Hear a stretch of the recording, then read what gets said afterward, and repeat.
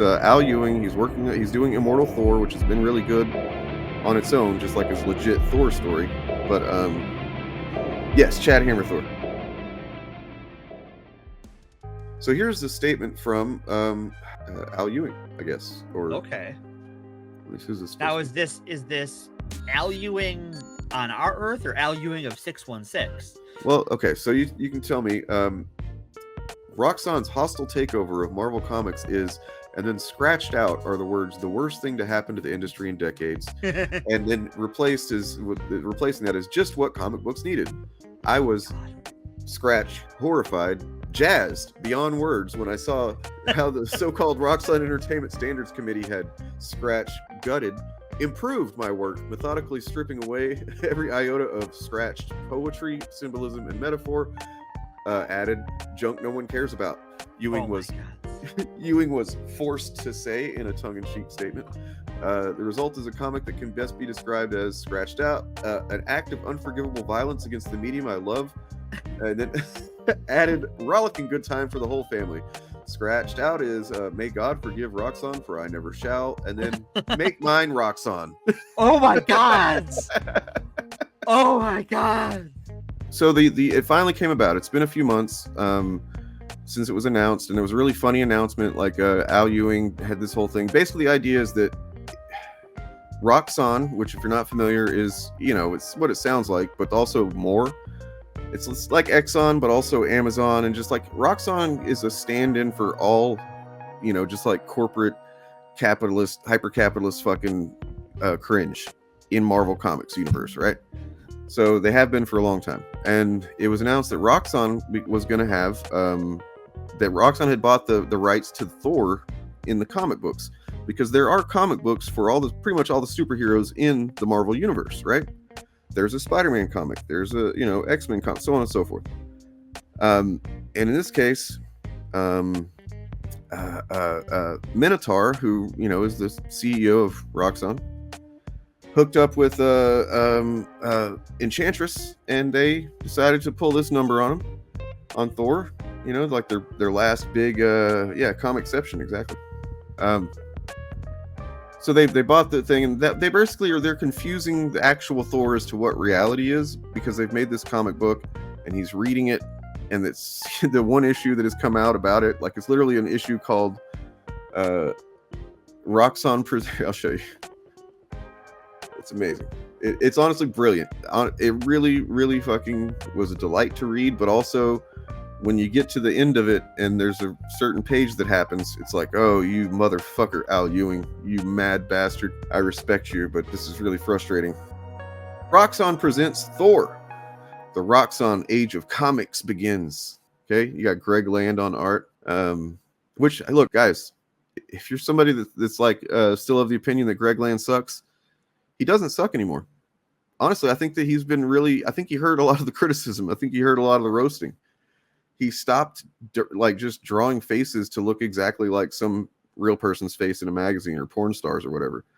Generally, he's pretty serviceable, maybe even above serviceable. He did the Wolverine versus Predator miniseries.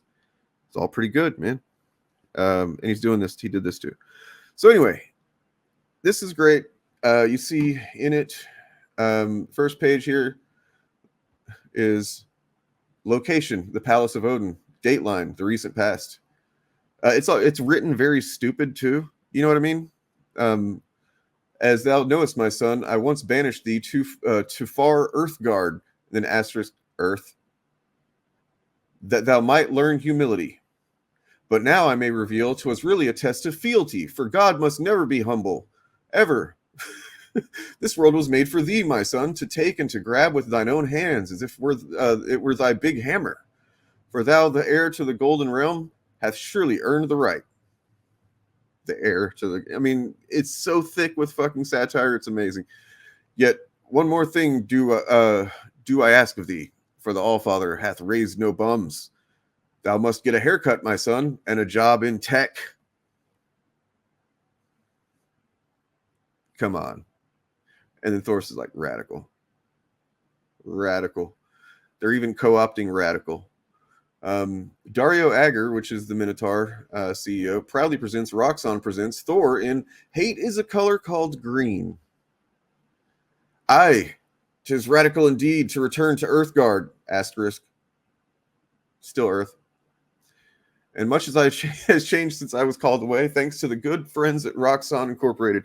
So, I mean, I just think it's fucking amazing and awesome that they allowed him to make a whole extra comic book outside of the main, line, so that they could do this. The whole Immortal Thor has been pretty much from the first issue been about the stories of Thor. Al Ewing is very, very good and very, very fixated with the practice of writing a meta story that also is the story happening, but also commenting on the story, right? Like he just does that really well, and he does it pretty often, honestly. For I have done as my father had once decreed, and for Roxxon is where I choose to make the world a better place, both in my mortal identity as Chad Hammer, leading influencer of the field of AI. Based hedge fund. Oh, sorry, AI-based hedge fund as Mighty Thor. Oh my God. See Absolute Absolution Thor Tournament of Esports Origins #0 for the full story. Okay, and you get it. This is a whole issue of this, and it's just great. It's fun. He's got a shiny metal Roxxon hammer, right? He drives around a big truck, gas guzzler. Like, why does Thor drive this around? Doesn't matter. He does. He's using all these Roxxon products throughout like he has to, there's like 2 panels dedicated to him unlocking his truck with his, he's got to sign in. He's got to confirm terms and conditions, confirm. Oh, and then we get to the protesters. So in this, because it's written by Dario Agger's, people or whatever, and some it's written by evil corporatists. The bad guys are these protesters. So meanwhile, my godly heart longs for the most hot enchantress, and I must say nothing, for she is pledged to my comrade in arms, the executioner. Truly, 'tis status quo that could provide endless drama, perhaps never to fully resolve, be it in my own life or cinematic adaptation thereof. By Roxxon's branded stakes, what doth transpire here? Location, Roxxon headquarters. Dateline right now. 1, 2, 3, 4. Who do we like? Not Thor. And then down with stuff. Boo. Good things are bad, actually. Oh God, Thor makes me sore. So this must be what yon real-time alert portended. A crowd of unruly youths blocking the entrance to Roxxon's executive parking lot. Young people, what mean you keeping the God of Thunder from his parking spot? And then somebody throws a banana, hits the windshield. He goes, choke a trash upon my very windshield. And he fucking calls down some thunder, because that's what you would do, right? Like, and he's also promotes Grub to Go, a beef Rox burger via Roxxon's Grub to Go app. And then he chases them all off. Yowza, he means business. Book it, fellow kids. And then he stands here and he kind of opines on this for a minute, and then he sheds a tear, guys. He's sad. He's very sad that these kids, they just don't think he's very cool. That's all he wants. It's for them to think he's cool. So then he goes into the Roxxon building to meet with, everybody knows Thor's best friend, the Minotaur, right? They're best friends. And then we get to this ad. This is an ad in the book. You see where you got Captain Roxxon, I guess. They're saluting a fucking oil derrick. 50 states of America, 50 years of Roxxon. Can you believe it's only been 50 years since the formation of the Roxxon global brand? That's 1 year for every state where Roxxon's keeping the lights blazing, the highways humming, the home fires burning. And since 1974, we branched out into aviation, electronics, pharmaceuticals, the military, entertainment, news media, even the comic you hold in your hands is a Roxxon product. And with Roxxon Future, trademark, using the blockchain to lower bad emissions by 20% over the next 60 years, we're even in the air you breathe. No need to thank us, America. Just keep being you, and we'll keep being us. Well, look, did you miss the part where he is like literally really high up in he works for Roxxon, like the biggest corporation. They can pull strings. It's fine. Don't worry about it. The greatest company on earth. Fuck yeah, Roxxon, man. This makes me like kind of appreciate Roxxon. Not really. So then, yeah, they go and they bust up. You know who's behind all this, right?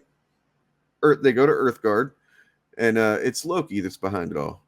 It's just Loki's behind it because, of course, he is. He's a mischief guy, right? But the way that they found Loki was the protesters that he was hanging out with, the radical leftist protesters. They all smelled funny because they don't bathe well.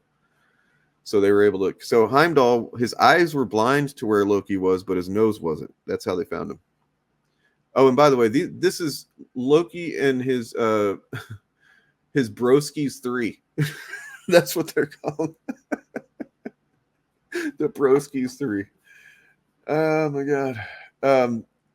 You know, there's some fighting going on. 5, 6, 7, 8. Thor's the creep we really hate.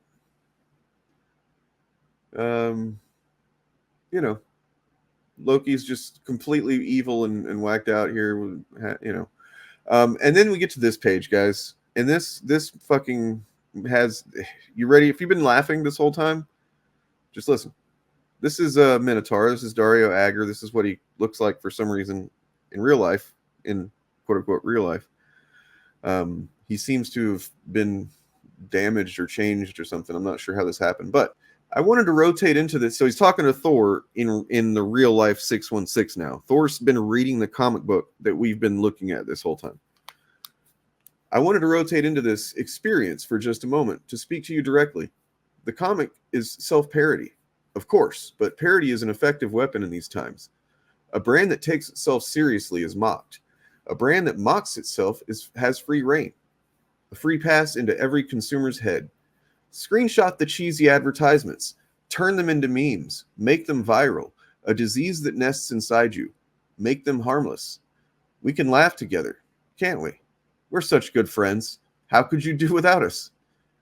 We are allowed to play, to be in on our own joke, because in the end, the joke is on you. The joke is you.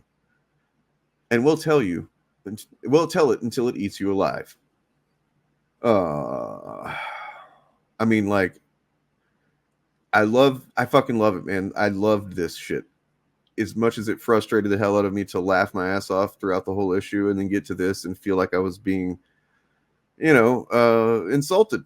You know, but like it makes its fucking point, I think.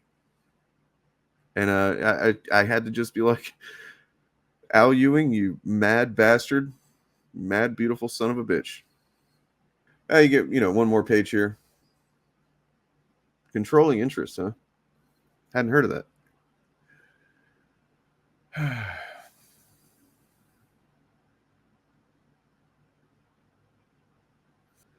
You know, and then here's he goes back to see Odin, and he's kind of having doubts a little bit. He's like, you know, what maybe the kids have a point, kind of thing. And he's like, doth Roxxon not do all in its power to protect the good earth?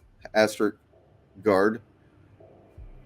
And then Minotaur and Enchantress shows up, and he's got a big bag of money.